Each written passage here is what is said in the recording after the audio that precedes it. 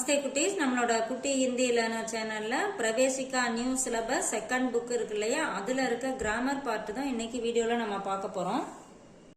Okay, இப்போ உங்களோட பிரவேசிகா new syllabus book இருக்கு இல்லையா, செகண்ட் புக்கு, அதை எடுத்துக்கோங்க. அதுல பாருங்க பேஜ் நம்பர் 150. அதுல தேர்ட் பார்ட் தான் நம்ம பார்க்க போறோம், வர்ண். அது ஏற்கனவே ஃபர்ஸ்ட் செகண்ட் ரெண்டும் பார்த்தாச்சு. இன்னைக்கு நம்ம பார்க்க போறது வர்ண். இதை பத்தி தான் பார்க்கறோம். இப்ப பாருங்க, பாஷா வாக்கியம் சே பன்தி ஹை. அதாவது லாங்குவேஜ் அப்படிங்கிறது அது வாக்கியங்களால் உருவாக்கப்பட்டது அப்படிங்கிறாங்க. லாங்குவேஜ் அப்படின்னா சொற்றொடர்கள், அதுதான் பாஷா லாங்குவேஜ். வாக்கிய சப்தம் சே பன்தா ஹை. அதாவது வாக்கியங்களால் உருவாக்கப்பட்டது பாஷா லாங்குவேஜ் அப்படின்னு சொல்றாங்க. அந்த வாக்கியம் சப்த் அப்படின்னா வார்த்தை, வார்த்தைகளால் உருவாக்கப்பட்டது வாக்கியங்கள்.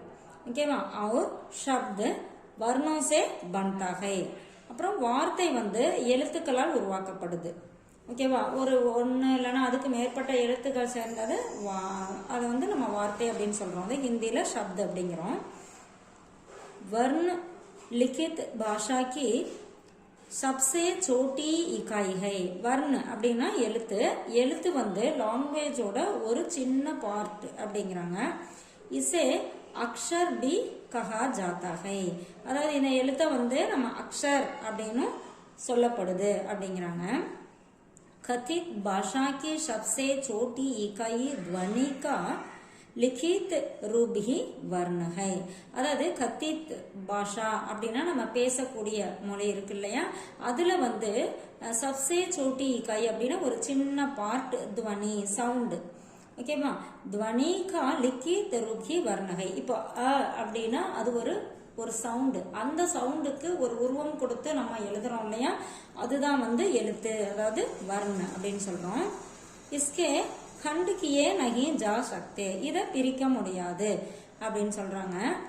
அடுத்து பாருங்க, वर्णों के समूह को हम वर्णमाला कहते हैं. அதாவது எழுத்துக்களோட கூட்டம், அதை நம்ம மாலா அப்படின்னு வச்சுங்களேன். மாலை அப்படின்னு சொல்றோம்ல தமிழ்ல, அது பூக்களோட நிறைய பூக்கள் சேர்ந்தது மாலை அப்படின்னு சொல்றோம். அதே மாதிரிதான் நிறைய எழுத்துக்கள் சேர்ந்தது வர்ணமாலா அப்படின்னு சொல்றோம். ஹிந்தி வர்ணோं के दो प्रकार है. அதாவது ஹிந்தி எழுத்துக்கள் இரண்டு வகைப்படும். என்னன்னா ஸ்வர் வியஞ்சன். நம்ம தமிழ்ல உயிரெழுத்து மெய்யெழுத்து சொல்றோம்ல, அதான் ஸ்வர் வியஞ்சன். இப்போ अनुस्वार और विसर्ग को स्वर के साथ रखा जाता है. அதாவது ஸ்வர் வியஞ்சன் அப்புறம் அனுஸ்வார் விசர்க் அப்படின்னு இருக்கு. அதையும் நம்ம உயிரெழுத்தோட சேர்த்திருக்கோம், அதாவது ஸ்வரோட வரும். இப்போ தமிழ்ல பாத்தீங்கன்னா அவுக்கு அப்புறம் அக் அப்படின்னு ஒரு எழுத்து நம்ம போடுறோம், 3 டாட் வச்சு போடுவோம் இல்லையா, அது உயிரெழுத்தோட சேராது. அது நம்ம எப்படி சொல்லுவோம், அது நம்ம ஆயுத எழுத்து அப்படின்னு சொல்றோம் இல்லையா. அதே மாதிரி இப்போ ஹிந்தியில பாருங்க, ஆ இது எல்லாமே உயிரெழுத்து ஸ்வர். அதுலதான் இந்த அனுஸ்வார் அப்படிங்கிறது விசர்க் அப்படிங்கிற 2 எழுத்தும் அதுலயே வருது. ஆ இ ஈ உ ஊ ரு இல்லைன்னா ரீன்னு சொல்லுவோம் இந்த லெட்டரு. இப்போ ஏ குறில் கிடையாது, ஏ. அதுக்கப்புறம் ஐ. அதே மாதிரி ஓ குறில் கிடையாது ஹிந்தியில, ஓ. அப்புறம் ஔ.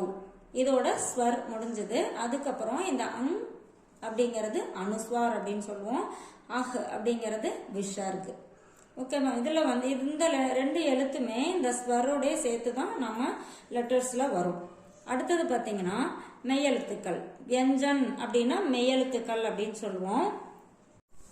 ஓகே, இப்ப மெய்யெழுத்துக்கள் அப்படின்னு நம்ம தமிழ்ல பார்த்திருப்போம், இக்கு இங்கு இச்சு அது மாதிரி சொல்றோம் இல்லையா. அதேதான் இந்த இது மெய்யெழுத்துக்கள் வியஞ்சன் அப்படிங்கிறது. இது நம்ம நார்மலா நம்ம படிக்கும் போது க க க க ஞ அப்படி படிப்போம். ஆனா மெய்யெழுத்து அப்படிங்கும் போது இக்கு கு கு கு அப்படிதான் நம்ம படிக்கணும். அது நம்ம அது ப்ரொனவுன்சியேஷன் கரெக்டா வராது அப்படிங்கிறதுக்காக நம்ம இந்த மாதிரியே படிச்சுக்கிறோம். ஆக்சுவலா இதுவும் உயிர்மெய் எழுத்து தான், அதாவது பாரத் கடியோட தான் செய்யறோம். இப்போ உயிரெழுத்து அப்படிங்கும் போது வருதுங்களா, இதோட சேர்ற இந்த இக்கு, இது ஹல் இல்லைன்னா ஹலன் அப்படின்னு சொல்லுவோம் இந்த குறிக்கு. இது வந்து நம்ம ஆட் பண்ணிட்டோம் அப்படின்னா இந்த லெட்டர் வந்து என்னவாயிரும், க வந்து இக்காயிரும், இல்லைன்னா நம்ம இப்படி ஹாஃப் லெட்டரா போடுவோம். ஓகேவா? இது ஆக்சுவலா இது மெய்யெழுத்தா சொல்லும் போது இந்த மாதிரி தான் எழுதுவோம். ஆனா நம்ம இது படிக்கிறதுக்காக இந்த மாதிரியே படிச்சுக்கிறோம். ஆக்சுவலா இந்த காவே அந்த இக்கோட சேர்ந்து ஆவையும் அந்த உயிரெழுத்து சேர்ந்தாதான் க வருது. ஓகேவா? இப்ப இது வந்து இங்க வியஞ்சன் அப்படின்னு கொடுத்துருக்கோம். க, க, க, க, ஞ, ச, ச, ஜ, ஜ, ஞ, ட, ட, ட, ட, ந, த, த, த, த, ந. அடுத்தது பாருங்க. ப, ஃப, ப, ப, ம, ய, ர, ல, வ. இது வந்து ஷ, ஷ, ச, ஹ. இது எல்லாமே இப்போ இதெல்லாமே வந்து மெய்யெழுத்துக்கள் அப்படின்னு சொல்றோம். மெய்யெழுத்துக்களா இருக்கும்போது நம்ம இந்த பிரிச்சு எழுதுவோம், இக்கு கூட்டல் ஆ கா அப்படி எழுதும் போது இதெல்லாம் கீழே வந்து அந்த ஹல் இல்லைன்னா ஹலந்த் அப்படின்னு சொன்னோம் இல்லையா, அந்த கீழே சின்ன குறி அது போட்டு எழுதிட்டோம்னா அது மெய்யெழுத்தாயிரும். இப்ப பாருங்க, ஹிந்திமே குச் சம்யுக்த வியஞ்சன் பி வியக்ருத் ஹை. அதாவது ஹிந்தியில வந்து சம்யுக்த வியஞ்சன் அப்படிங்கறது இருக்கு. என்ன அப்படின்னா அந்த வியஞ்சன் 2 வியஞ்சன் வந்து இங்க ஆட் ஆகுது. இப்ப பாருங்க, சாவோட ர, இஸ் கூட்டல் ர, இது 2 எழுத்து இருக்கு இல்லைன்னா இது 2 சேர்ந்தா ஸ்ர. இஸ் கூட்டல் ர, இந்த எழுத்து இது வந்து கூட்டு மெய்யெழுத்து அப்படின்னு சொல்றது ஸ்ர. இஸ்ஸும் ராவும் ஆட் பண்ணா ஸ்ர. அடுத்தது பாருங்க, ஷ, இக்கு கூட்டல் ஷ, ஷ. அடுத்தது இஜ், அதோட ஞ ஆட் பண்றோம், ஞ. ஓகேவா? ஞ. அடுத்தது இப்ப விஞ்ஞான் அப்படின்னு சொல்றோம் இல்லையா, அந்த இடத்துல இந்த மாதிரி லெட்டர் வரும். அது வேர்டோட படிக்கும் போது உங்களுக்கு இது ஈஸியா அந்த ப்ரொனன்சியேஷன் வந்துடும். அடுத்தது இத்து, அதோட ர ஆட் பண்ணும்போது த்ர.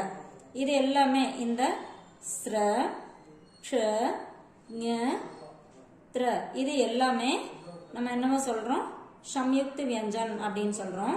இப்ப அடுத்து பாருங்க, வியஞ்சனோं के साथ जब स्वर मिलते हैं, அதாவது மெய்யெழுத்தோட எப்போ அந்த உயிரெழுத்து அதாவது இருக்கு இல்லையா, ஸ்வர் மில்தே ஹை சேருதோ தப் பாரத் கடியா கா உபயோக் கர் லிखा जाता है. அந்த பாரத் கடி அப்படிங்கிறது ஒரு குறியீடு. அதாவது ஆ அப்படின்னா ஒரு கோடு போடுறோம், ஈ அப்படின்னா அதுக்கு வந்து இப்படி சொல்லி போடுறோம் இல்லையா. அந்த லெட்டர்ஸ்க்கெல்லாம் நம்ம வந்து கடி அப்படின்னா ஒரு குறியீடு, பாரத் கடி அதாவது 12 குறியீடுகள் வந்து நம்ம போடுறோம்.